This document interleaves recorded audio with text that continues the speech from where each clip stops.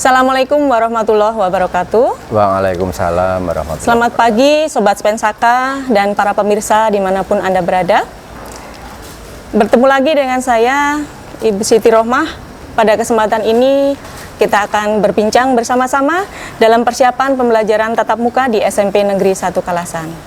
Bagaimana kabar kalian semuanya? Alhamdulillah baik. Semoga dalam situasi pandemi COVID masa sekarang ini semuanya dalam keadaan sehat dan tidak kurang satu apapun. Pada kesempatan ini kita akan berbincang dengan narasumber kita, Bapak Budi. Ya. Selamat pagi Pak Budi. Selamat pagi. Tentang segala sesuatu yang sudah disiapkan oleh SMP Negeri 1 Kalasan. Pemirsa sekalian, di era new normal ini SMP Negeri 1 Kalasan telah mempersiapkan diri untuk melaksanakan pembelajaran tatap muka dengan berbagai kesiapan meliputi pemasangan tulisan-tulisan petunjuk kesehatan dengan himbauan protokol kesehatan, kemudian adanya cek kesehatan dan juga telah menyiapkan Satgas Covid. Berbagai persiapan ini tentu saja ditujukan agar semuanya berjalan dengan lancar dalam menyambut persiapan pembelajaran tatap muka dan juga untuk menjaga kesehatan para anggota SMP Negeri 1 Kalasan. Terkait dengan masa pembelajaran di era new normal, ada beberapa pertanyaan yang ingin saya sampaikan Pak Budi. Ya. Yang pertama, apa bedanya pembelajaran di era new normal dengan pembelajaran pada waktu keadaan sebelum pandemi Pak Budi? Ya, tentu saja sangat berbeda karena ada beberapa hal yang sangat membedakan kalau di masa pandemi ini ketika pembelajaran new normal itu memang beberapa hal harus diterapkan, SOP-nya, kemudian protokoler kesehatannya juga harus dipersiapkan semaksimal mungkin untuk mengantisipasi agar pelaksanaan kegiatan pembelajaran bisa berjalan dengan baik sesuai dengan protokol kesehatan. Jadi tetap ada perbedaan ya Pak, ya, antara ada. masa new normal dengan keadaan sebelum pandemi. Ya. Lalu bagaimana persiapan sekolah dalam mempersiapkan menyambut siswa yang datang ke sekolah hingga sampai ke kelasnya Pak Budi?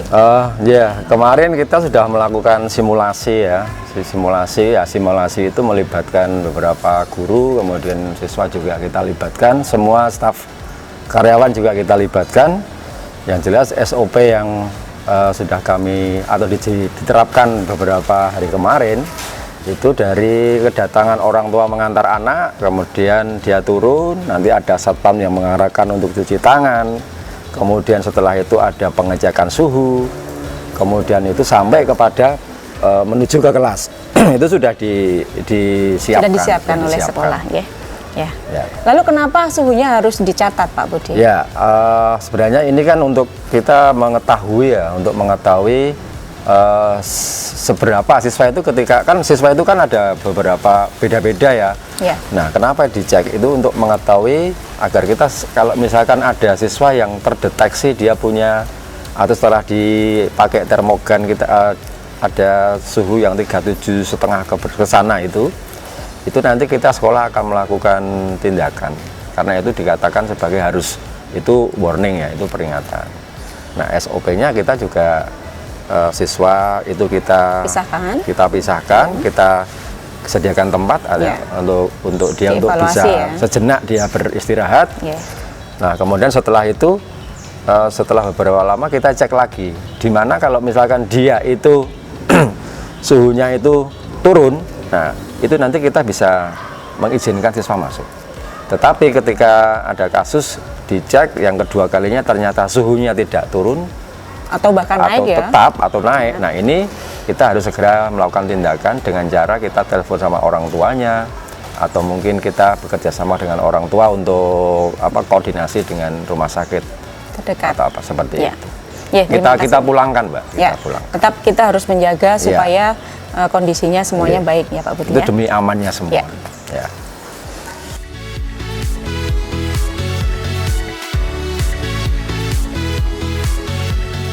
Jadi setelah anak dicek suhu dan dinyatakan bahwa dia aman karena suhunya normal di bawah 37, selanjutnya apa yang harus dilakukan anak-anak? Dari sekolah kita sudah mempersiapkan termasuk jalurnya Mbak, jalur-jalur dia menuju, jalur datang, jalur pulang itu sudah kita siapkan, termasuk ketika dia setelah pengecekan suhu di situ kan ada piket juga ya, ada beberapa bapak ibu yang piket. Atau satgasnya ya Pak? Iya, bukan satgas, tapi nanti satgasnya ada sendiri. Jadi siswa itu adalah tetap rasa santunnya dia selaku siswa kepada gurunya tetap diberlakukan, jalan sambil, tapi nggak boleh salaman.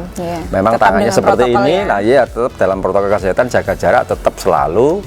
Kemudian setelah itu dia akan menuju ke kelas, ya tetap jaga jarak menuju kelas sesuai dengan jalur stiker yang sudah ditempel oleh tim ya, sampai menuju ke kelas. Dan di sini juga harus diperhatikan apapun itu siswa selain jaga jarak tidak boleh bergerombol, walaupun sudah ngerti kelasnya, oh kelasnya di sana, tetap dia harus kalau bisa langsung masuk kelas, jadi nggak boleh bergerombol.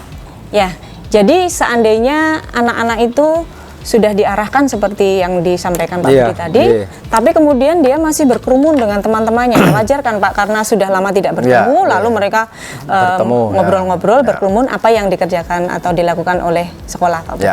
Ya sesuai dengan apa yang sudah disampaikan sebelumnya melalui chat WA ya. Di sekolah juga ada penerapan, kita ada satgas Mbak, namanya Satgas COVID itu yang terdiri dari, itu di SK, itu ada dari kepala sekolah, ada penanggung jawabnya, ada koordinator lapangannya, kemudian ada seksi dan sebagainya. Dari guru-guru ya Pak Budi? Atau dari OSIS? Dari guru. Nah, kita termasuk salah satunya dia adalah, termasuk tadi ketika datang ada siswa berkerumun, bergerombol, itu termasuk tugas dari Satgas COVID untuk bisa mengingatkan agar tidak terjadi berkerumunan. Ya. Karena akan membahayakan ya Pak Budi. Kita antisipasi seperti itu. Dan ketika ada kerumunan itu kontak fisik biasanya tidak bisa dihindari. Dan padahal ini sangat kita himbau untuk tidak dilakukan ya Pak Budi. Begitu kira-kira begitu.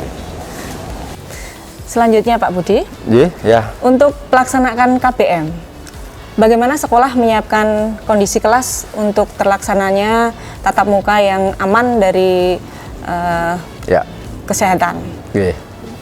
Pertama dari sekolah sudah kita persiapkan apabila terjadi atau diberlakukan pembelajaran new normal, termasuk meja ini Mbak ya.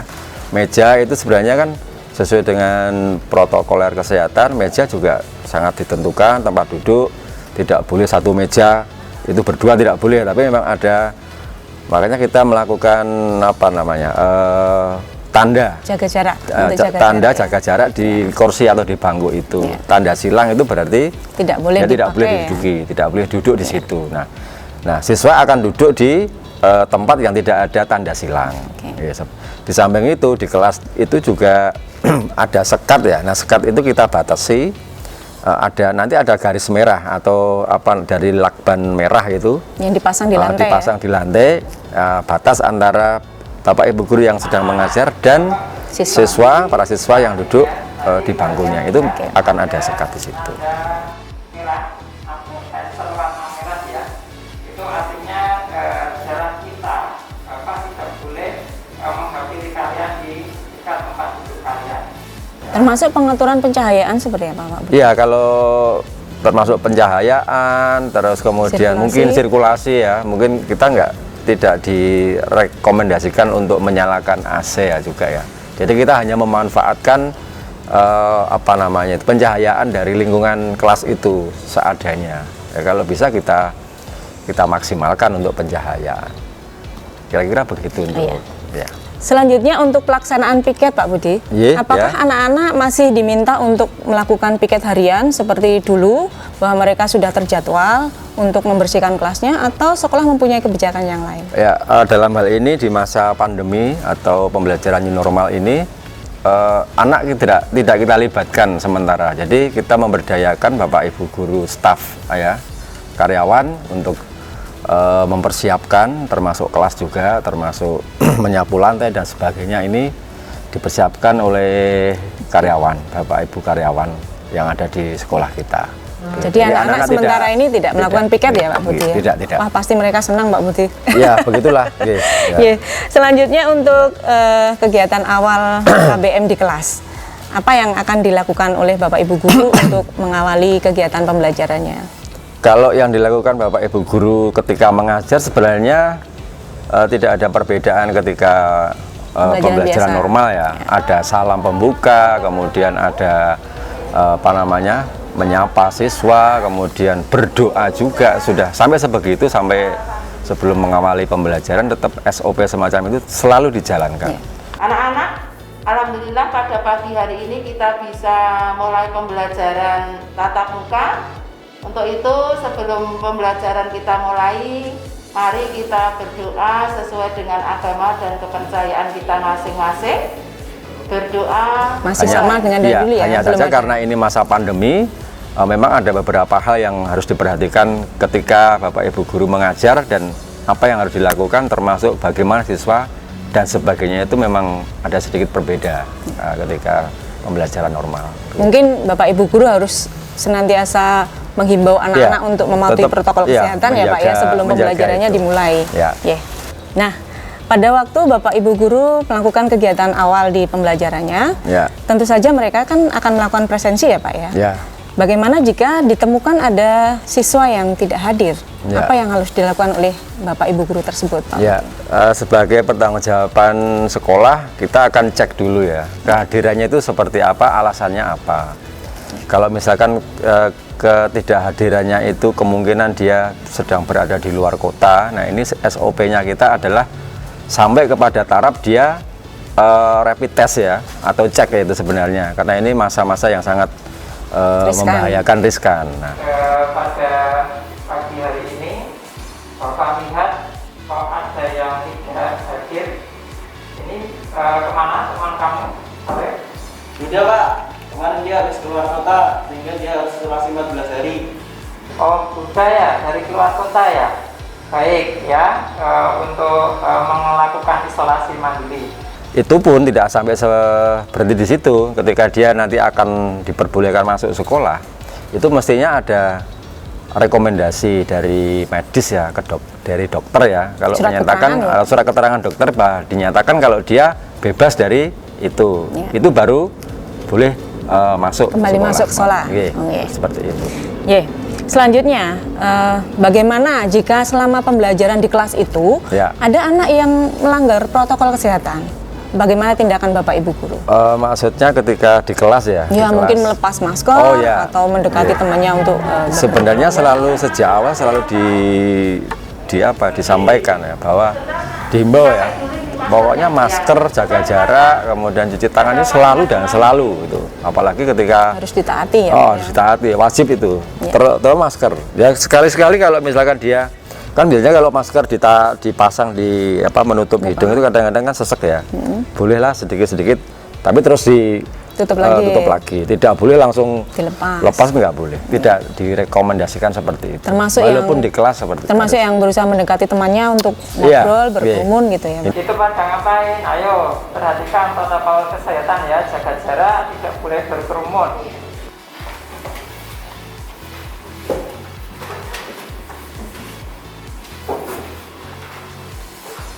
Ini tetap masker tetap selalu dijaga. Jadi Bapak Ibu guru tetap bertanggung jawab terhadap protokol kesehatan selama pembelajaran itu berlangsung, gitu ya Pak. Nah, ketika pembelajaran di kelas itu mengikuti protokol kesehatan, saya berpikir untuk pelaksanaan model pembelajaran seperti yang sedia kala dulu sebelum pandemi kelihatannya sulit untuk dilaksanakan. Lalu metode belajar atau model pembelajaran yang seperti apa yang akan dilaksanakan selama masa new normal besok? Sebenarnya ini ini model pembelajaran semacam ini memang mau tidak mau diterapkan. Tadi masker, kemudian sampai kepada misalkan ada kasus siswa mau pinjam ballpoint, alat tulis kepada temannya, itu pun juga tidak diperkenankan ya. Yang jelas dia membawa alat tulis sendiri dari rumah. Tapi ayo jangan pinjam punyanya teman ya, itu harus menggunakan alat tulis punyanya sendiri. Tidak boleh pinjam, apapun itu alasannya. Itu juga menjaga antisipasi. Kemudian sampai kepada aktivitas pembelajaran ya, diskusi nggak boleh juga diskusi, karena kalau diskusi itu kan berkerumun atau bergerombol, nah itu nggak boleh. Jadi memang model pembelajaran di kelas itu memang memang ada sedikit berbeda dengan pembelajaran yang biasa umum ya, karena ini tapi memang seperti ini yang harus kita persiapkan untuk antisipasi. Bapak Ibu gurunya dominan ya Pak Budi ya? Iya, jadi memang selalu menghimbau terus untuk lebih dominan pada ketaatan, menyampaikan informasi atau menyampaikan ilmu. Jadi siswa yang biasanya aktif untuk menemukan konsepnya sendiri, aktif berdiskusi, untuk masa new normal ini untuk sementara tidak diperkenankan ya, karena untuk menjaga protokol kesehatan. Iya, betul. Ya. Terus selanjutnya mungkin sampai kepada ini Bu, sampai kepada misalkan pembelajaran matematika misalnya ya, dan pembelajaran matematika itu perlu ada siswa yang disuruh maju ke depan untuk misalkan di papan tulis apa itu. Nah, kalau itu boleh, tetapi tetap dalam catatan ada tanda petik. Misalkan dia harus menuliskan apa di misalkan bilangan apa atau kuadrat apa gitu ya. Catatannya dia adalah menggunakan atau memakai ballpoint atau spidolnya sendiri. Tidak boleh pinjam. Nah, itu pun juga selalu diamati oleh Bapak Ibu guru yang mengajar ya, tidak boleh ini. Tapi kalau hanya sekedar menjawab pertanyaan melalui papan tulis itu diperbolehkan. Boleh, tapi tetap menjaga kesehatan. Tetap protokolnya jalan ya Pak ya. Jadi nanti mungkin anak-anak diimbau untuk menyiapkan spidol berarti ya Pak ya. Dari rumah membawa sendiri. Supaya mengantisipasi tidak bertukar alat tulis, karena itu nanti juga akan melanggar protokol ya Pak ya. Oke. Selanjutnya ngomong-ngomong Pak Budi, selama anak-anak belajar di dalam kelas, sekarang ini kan kita merasakan hawa panas ya, karena kita musim hujan, seringkali cuaca mendung itu membuat suasana gerah, panas. Lalu apakah anak-anak itu boleh menggunakan kipas angin Pak Budi supaya mereka tidak kepanasan di dalam gerah, pakai masker, masih pakai apa namanya itu? Face shield. Face shield. Gimana itu? Karena kalau belajar sambil kepanasan juga tidak akan nyaman bagi anak. Ya ini apa ya? Karena ini satu pengkondisian yang benar-benar antisipasi ya. Sebenarnya di kelas juga banyak sudah dipasang kipas angin sebenarnya, tapi memang apa ya, protokol kesehatannya memang kita tidak diperkenankan untuk menyalakan termasuk AC itu ya. Nah, terus kemudian timbul pertanyaan apabila ada siswa yang tadi kan gerah, panas dan sebagainya. Mereka itu seperti apa yang di sekolah lakukan ya? Kita memanfaatkan, memaksimalkan sirkulasi ya. Jendela, pintu dibuka lebar-lebar, gordennya biar terang dan sebagainya. Sehingga dengan dibukanya pintu dan jendela secara lebar itu sirkulasi udara akan bagus. Jadi untuk mengurangi dia kepanasan. Tapi kalau AC tidak direkomendasikan. Ya, berarti untuk sementara selama new normal ini di kelas tidak boleh menyalakan AC, tidak boleh juga kipas angin menyalakan kipas angin, karena itu akan membuat debunya menjadi berpindah-pindah tempat Kita mengantisipasi supaya tidak banyak perpindahan virus mungkin ya, kalau diantisipasi seperti itu akan baik. Nah, selanjutnya mungkin nanti karena kepanasan di kelas mereka akan berusaha untuk keluar untuk mencari udara segar atau untuk kepentingan yang lain keluar dari kelas. Itu bagaimana seharusnya sikap seorang guru bila ada anak yang izin minta keluar kelas seperti itu? Jadi minta izin mau ada alasan apa gitu ya, keperluan apa? Apakah mereka masih diizinkan masuk lagi atau mereka tetap harus di luar kelas sampai masih bisa diizinkan masuk, tapi dengan beberapa catatan. Jadi ketika sedang pembelajaran berlangsung, ada siswa atau anak pengen keluar karena keperluan apa itu ya, misalkan pasti akan minta izin sama Bapak Ibu guru yang di kelas ya, keperluannya apa. Kemudian setelah itu mungkin ada yang mau ke kamar mandi atau apa, itu diperbolehkan ya, silahkan monggo bergabung lagi ke kelas. Tetapi yang jelas ketika dia minta izin keluar kelas, kemudian melakukan kegiatan sesuai dengan keperluannya, setelah selesai itu mau dari kamar mandi atau apa, yang terpenting adalah yang perlu dijaga adalah ketika dia memasuk kelas tetap cuci tangan dulu. Masker juga tetap selalu kepakai terus. Nggak boleh dilepas ya Pak? Iya, jadi dari keluar kelas masuk kelas dia tidak cuci tangan, maskernya ini nggak boleh. Tetap cuci tangan, tetap selalu ditekankan seperti itu. Dihimbau cuci tangan dan menggunakan hand sanitizer, Pak. Dan tentunya sekolah pastinya sudah menyediakan peralatan cuci tangan maupun hand sanitizer. Jadi protokol kesehatan selama pembelajaran di dalam kelas sudah panjang lebar dijelaskan oleh Pak Budi ya. Sekarang tiba saatnya jika pembelajaran telah usai. Berakhir ya. Setelah berakhir. Anak-anak tentunya akan segera diminta untuk meninggalkan kelas.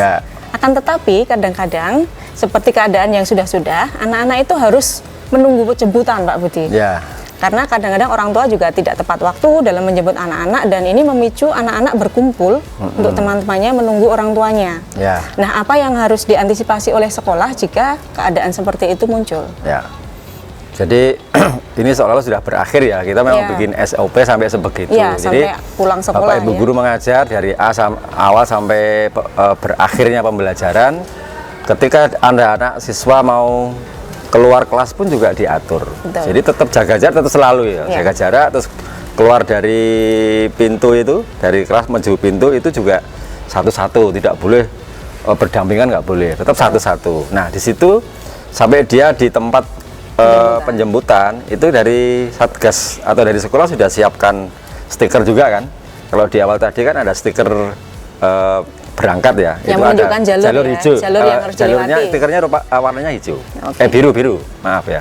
Kemudian yang ada stiker warna merah itu adalah ketika dia pulang ya, dia atau pas ketika pulang dia pakai jalur itu. Jadi jalur untuk masuk itu Sudah, biru, iya, kemudian sudah ada. jalur untuk pulang itu Ya, berwarna merah. sampai kepada tempat di mana dia menunggu jemputan. Nah, di situ apabila nanti juga ya kita wajar dan sangat maklum ketika ada anak ketemu sama temannya, kemudian tetap gerombol terus sambil menunggu orang tuanya toh, terus kemudian mereka bercerita, bergerombol macam-macam bla bla bla. Itu nah ini peran Satgas Covid di sini.